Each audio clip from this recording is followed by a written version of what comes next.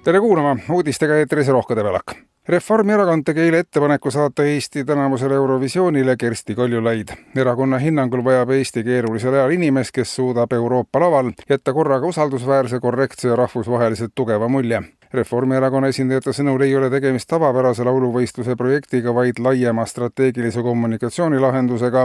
Esialgse plaani kohaselt esitaks Kaljulaid rahuliku ja põhjamaise elektroonilise loo, mille sõnum keskendub Euroopa ühtsusele, digiriigile ja mõõdukale optimismile. Peaministri määrusega vahetatakse Vanilla Ninja välja vahetult enne esinemist. Kersti Kaljulaidi poolt esitatava laulu pealkiri jäeti aga samaks, sest see sobib ka kogu viimaste arengute kontekstiga hästi.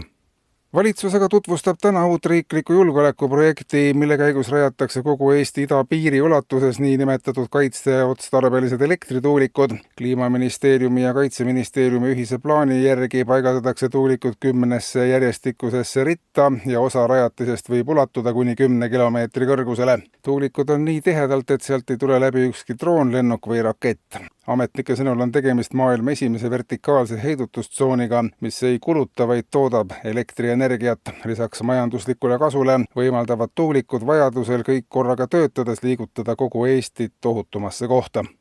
Ja transpordivallast. Tasuta bussisõidust on huvitatud üha väiksem hulk reisijatest, nii selgub Transpordiameti ja Majandusministeeriumi ühisest uuringust. 7 vastajat 10 oli seisukohal, et tasuta bussisõit ei meelita kedagi, sest sellise ebamugava tegevuse nagu bussiga sõitmise eest peaks inimesele siiski mingit tasu maksma. Tegemist on üsna aega raiskav ettevõtmisega, millisest osa võtmine peaks inimesele kas või mingis osas kompenseeritud olema. Kuna selleks aga riigil rahalisi vahendeid napib, siis otsustati, et tasuta bussisõit järk-järgult kogu riigis kaotatakse. Kui palju tasuta bussisõidu kaotamise järel inimene bussiga sõitmise eest teenima hakkab, on veel täpsemalt kalkuleerimist ja otsustada.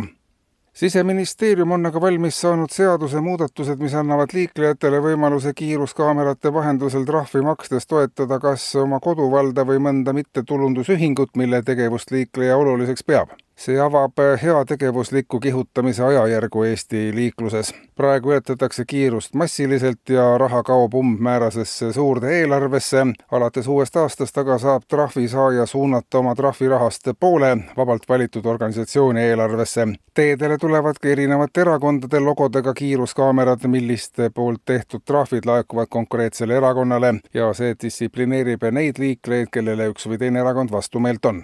Eetris olid uudised.